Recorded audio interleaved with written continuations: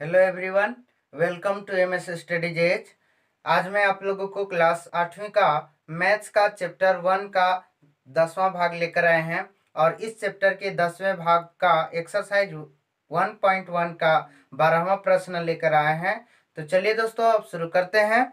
12वां प्रश्न है, दो परिमेय संख्याओं का योगफल -3 है। यदि इनमें से एक परिमेय संख्या -11/6 हो तो दूसरी संख्या ज्ञात कीजिए। तो यहाँ पर ध्यान देंगे दोस्तों कि जो हमें मालूम नहीं होता है, जो संख्या प्राप्त नहीं होती है, तो उस संख्या को हम लोग मानते हैं।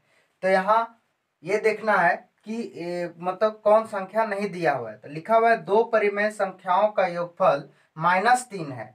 यदि इनमें से एक परिमेय संख्या -11/6 हो तो दूसरी संख्या ज्ञात कीजिए। तो यहाँ पर दूसरी संख्या नहीं दिया हुआ है, तो हम लोग क्या करेंगे, मानेंगे।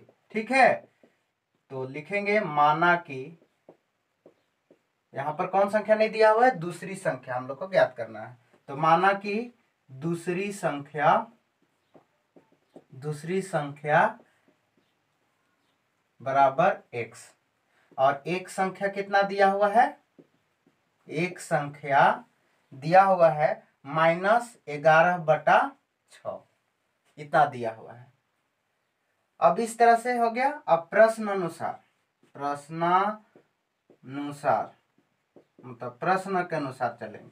तो प्रश्न क्या कहता है कि दो परिमेय संख्या का योगफल -3 है, मतलब ये दोनों संख्या का योगफल माने जोड़। तो दोनों को जोड़ेंगे तो उसका जोड़ने पर कितना आएगा, -3 आएगा। तो यहाँ पर इसको जोड़ते हैं, -11/6 जोड़ x बराबर, इसका आंसर कितना आता है, -3 आता है। तब इसको हल करेंगे, समीकरण हो गया। तो x इधर ही रहेगा बायां तरफ, और ये -3, ये -11/6 है तो दाहिने तरफ जाएगा, तो क्या हो जाएगा, +11/6। अब ये भिन्न का जोड़ हो गया।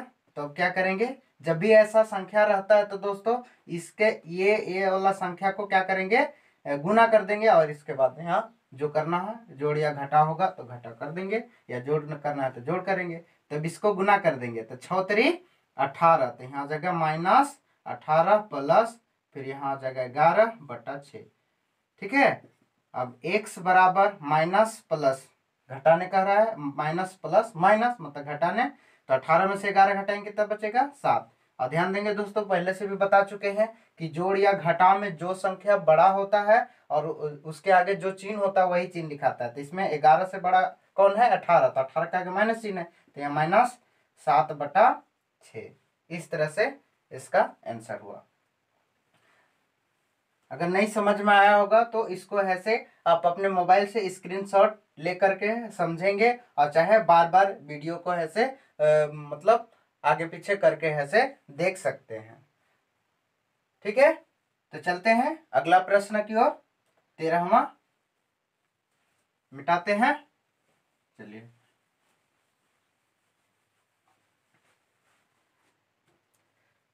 13वां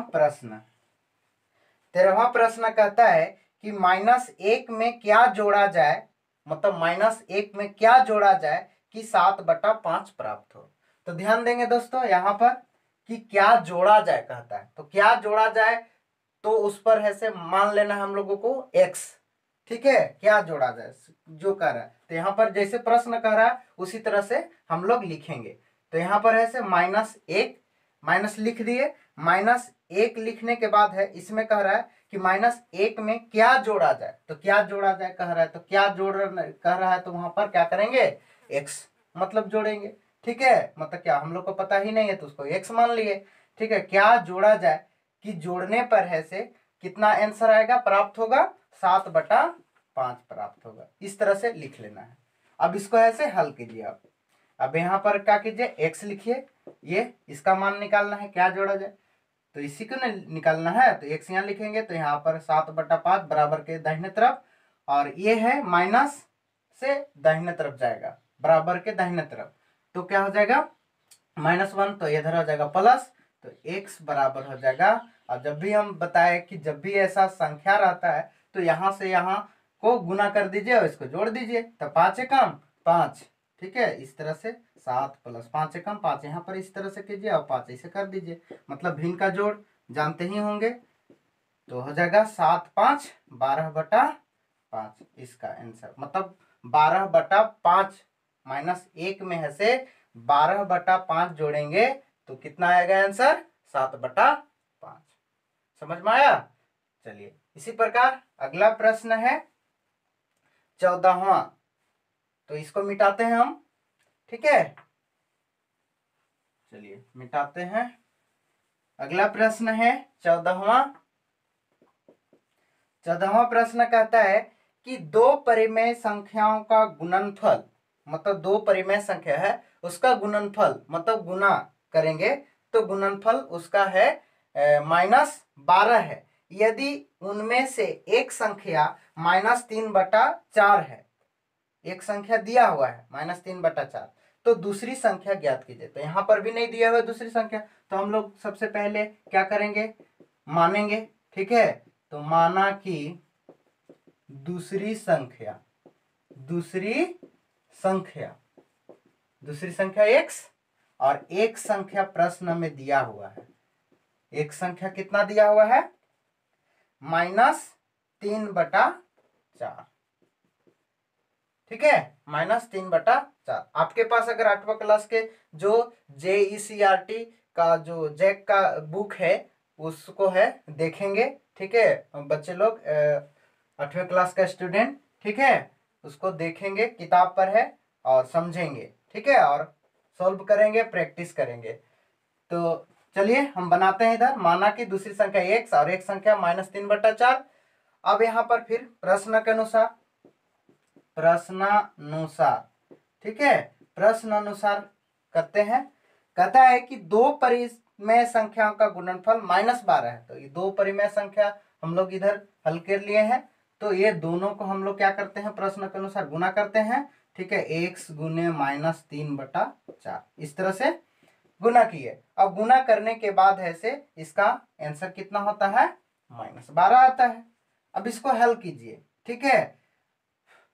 चर वाला को हमेशा याद रखना है कि चर हमेशा बायां तरफ होता है और चर दायां तरफ होता है, ठीक है। तो चर ABCD का अक्षर जो संख्या होता है चर होता है, और जो बिना ABCD अक्षर वाला जो संख्या होता है वो क्या होते हैं, अचर होता है। तो चर वाला क्या करेंगे, बायां तरफ, तो x इधर रखेंगे और ये -12 है, और ये जो है अभी क्या चीज में है, ये गुना के रूप में है, क्या में है, गुना के रूप में। तो ये क्या हो जाएगा, उधर जाएगा तो भागा के रूप में होगा, मतलब इस तरह से -3/4, मतलब बटा के रूप में।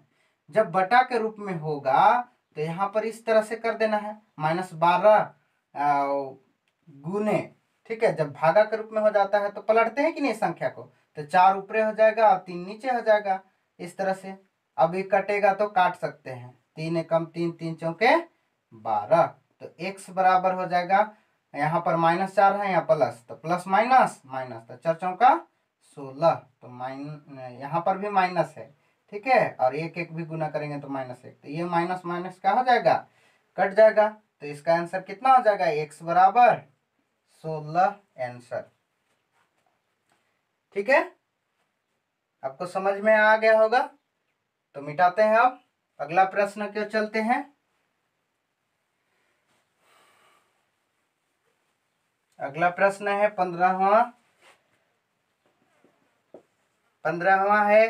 कहता है कि -7/13 से कौन सी संख्या को गुना करें कि 28 प्राप्त हो, मतलब -7/13 में कौन सी संख्या गुना करेंगे। तो यहाँ पर सेम वो जो जोड़ वाला अभी देखे थे कि -1 में क्या जोड़ा जाए कि कितना इतना आंसर आए, ठीक है, तो वही जैसा सेम इसको ही करना है, ठीक है। तो यहाँ पर लिखेंगे -7/13, इस तरह से लिख लेंगे, ठीक है। प्रश्न जैसे कहता है उसे करते जाएंगे। से कौन सी संख्या को गुना करे, मतलब क्या संख्या गुना करे, तो यहाँ पर गुना क्या संख्या कर रहा है, तो वहां पर x मान लीजिए, वहां x लिख दीजिए, और इसके बाद इक्वल टू बराबर कर दीजिए, और बराबर करने के बाद है जब दोनों संख्या गुना करेंगे तो कितना आएगा आंसर 28। अब इसको हल करेंगे x, और जब निकालेंगे तो ये क्या होगा, अभी क्या है -7/13 गुना के रूप में है, तो जब गुना के रूप में रहेगा तो दाहिने तरफ जाएगा तो भागा में। ध्यान देंगे दोस्तों कि अगर जब भी जोड़ होता है तो बराबर के दाहिने तरफ जाएगा तो जोड़ वाला क्या हो जाएगा घटाव में, अगर घटाव वाला है तो जोड़ में, ठीक है। अगर गुना है तो भागा में, और भागा है तो गुना के रूप में होगा। तो ये अभी क्या चीज में है, भाग के रूप में है, भाग के नहीं सॉरी गुना के रूप में है, ठीक है। तो गुना के रूप में है तो क्या करेंगे 28, और ये गुना में है तो उधर जाके क्या हो जाएगा भागा के रूप में होगा। जैसे यहाँ पर 28 बटा -7/13 मतलब बटा के रूप में हो जाएगा, तो x बराबर हो जाएगा। फिर इस तरह से हल करेंगे जब तो 28, और ये भागा भिन्न का भाग के रूप में है, भागा के रूप में है, तो ये क्या करेंगे गुना के रूप में करेंगे तो पलट जाएगा, तो 13 ऊपर चला जाएगा और -7 नीचे। काटेंगे 7 एकम 7 चौका 28, और सामने सामने 13 चौका 52, और ये माइनस है तो -52 मतलब -52 है से -7/13 में -52 गुना करेंगे तो हमारा कितना आंसर आएगा 28 प्राप्त होगा। ठीक है दोस्तों, और प्रैक्टिस कीजिए, बार बार है से वीडियो को देखिए, ठीक है, और समझिए, और कॉपी में है से उतार करके और कॉपी में प्रैक्टिस कीजिए। और आपके पास अगर बुक है तो बुक पर है से एक्सरसाइज 1.1 का प्रश्न है, और उसको है से देख करके हल कीजिए, समझने का भी प्रयास कीजिए।